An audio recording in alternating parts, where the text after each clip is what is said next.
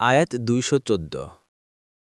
أم حسبتم أن تدخلوا الجنة ولما يأتكم مثل الذين خلوا من قبلكم مستهم البأساء والضراء وزلزلوا حتى يقول الرسول والذين آمنوا معه متى نصر الله ألا إن نصر الله قريب।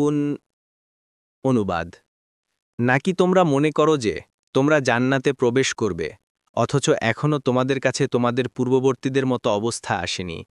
অর্থ সংকট ও দুঃখ ক্লেশ তাদেরকে স্পর্শ করেছিল এবং তারা ভীত কম্পিত হয়েছিল।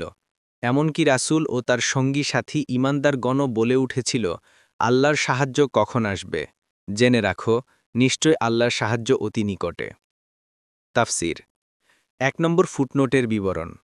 এই আয়াত থেকে বোঝা যায় যে পরিশ্রম ও মেহনত ব্যতীত এবং বিপদে পতিত হওয়া ছাড়া কেউই জান্নাত লাভ করতে পারবে না। তবে কষ্ট ও পরিশ্রমের স্তর বিভিন্ন।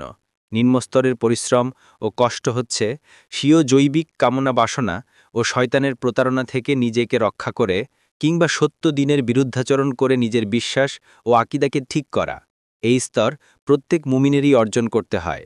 অতপর মধ্যম ও উচ্চস্তরের বর্ণনা, যে পরিমাণ কষ্ট ও পরিশ্রম করতে হবে সেই স্তরেরই জান্নাত লাভ হবে। এভাবে কষ্ট বা পরিশ্রম হতে কেউই রেহাই পায়নি।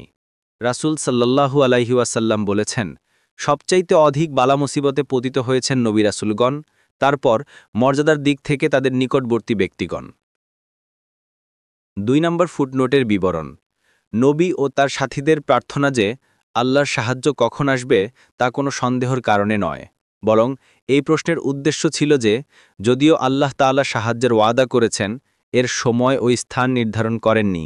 অতএব এই অশান্ত অবস্থায় এই ধরনের প্রার্থনার অর্থ ছিল যে সাহায্য তাড়াতাড়ি আসুক।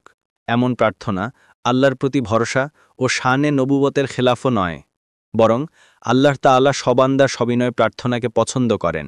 বস্তুত নবী ও সালেহীনগণই এইরূপ প্রার্থনার অধিক উপযুক্ত।